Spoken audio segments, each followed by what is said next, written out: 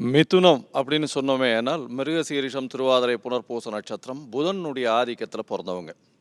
இந்த மிதுன ராசிக்காரர்களுக்கு பார்த்தலையானால் 2025 பெரிய ஏற்றத்தோடு கொண்டாட போகிறோம். ஏன்னா 10ஆம் இடம் அதிகமாக வலுப்பெற்று போயிருக்கக்கூடிய காலகட்டம், தொழிலில் அபரிமிதமான ஏற்றங்கள் வரக்கூடிய காலகட்டமாக அமையிறது. உங்களுடைய ராசியிலேயே குரு பகவான் வர்றதுனால எந்த ஒரு காரியத்திலும் வெற்றி பெறக்கூடிய வாய்ப்புகள் நிச்சயமாக உண்டு. திருமண யோகம் வந்தாச்சு, அதாவது திருமணத்திற்கு பார்த்து கொண்டிருக்கக்கூடிய இளைஞர்களுக்கு கண்டிப்பாக திருமண யோகம் உண்டு. குழந்தை பிராப்திக்கு ரொம்ப நாளாக வெயிட் பண்ணிட்டு இருக்கவங்களுக்கு கண்டிப்பாக குழந்தை பிராப்தி நிச்சயமாக உண்டு.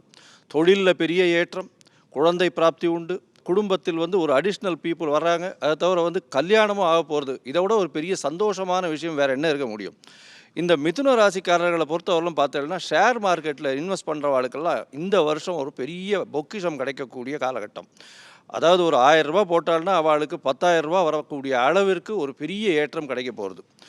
இந்த மிதுன ராசிக்காரர்களை பொறுத்தவரையிலும் பார்த்தீங்கன்னா, விளையாட்டு சம்பந்தமான, எழுத்து சம்பந்தமான, கலைத்துறையில் இருக்கிறவா, அதாவது பாட்டு, சங்கீதம், இந்த மாதிரியான விஷயங்களில் இருக்கிறவாளுக்கெல்லாம் பார்த்தீங்கன்னா பெரிய ஏற்றம் கிடைக்கக்கூடிய காலகட்டம். உடல் நலத்தில் நல்ல ஒரு ஏற்றம் இருக்கும். முயற்சிகளில் சிறு சிறு தடைகள் வந்தாலும் நிச்சயமான வெற்றி இலக்கு நிச்சயமாக அடைய போகிறீங்க. ஏன்னா 3ஆம் இடத்துல இருக்கக்கூடிய கேது உங்களுடைய முயற்சிகளை சிறு சிறு தடைகள் கொடுத்தாலும் கண்டிப்பான வெற்றி உங்களுக்கு உண்டு. இந்த வருஷம் 2025 பார்த்தேனால் உங்களுக்கு சனி பகவானும் 10ஆம் இடத்துல இருக்கிறதுனால தொழிலில் அபரிமிதமான ஏற்றம் கொடுக்க போகிறார். அதாவது நீங்கள் எதிர்பார்க்காத அளவுக்கு பெரிய மாற்றம், சொந்த தொழில் பண்ணுறவாளுக்கெல்லாம் பெரிய ஏற்றமும் மாற்றமும் வரக்கூடிய காலகட்டம்.